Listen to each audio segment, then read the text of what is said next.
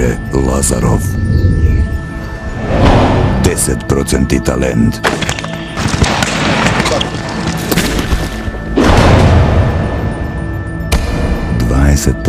naporna rabota.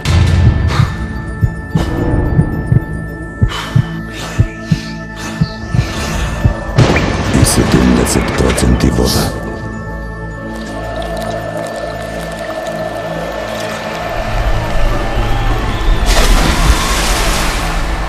Pelistarka. 100% život. Da, mislim, puno kombinacija je od Noke. Denić je bio njegov drugi trener, tako da je uzeo isto puno ovih akcija od njega. Ja mislim da je to pravi rukomet, novi rukomet u budućnosti i samo tako može Slovenija sa ovom brzom igrom pobediti ostale ekipe.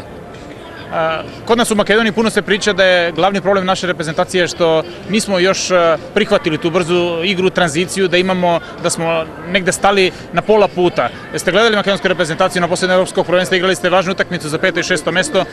Šta je to što je Slovenija uspela napraviti, doći do četvrtfinala, a Makedona nije? Pa ja mislim da makedonska reprezentacija dobro igra.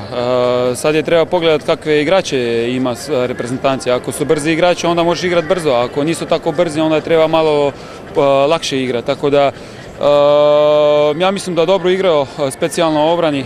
Ima je Lazareva koji šutira i zabije uskoro sve. Ima ostali igrači tu koji isto igraju dobro i ja mislim da dobro igra, da su napredovali u igri i možda im treba još 2-3 godine.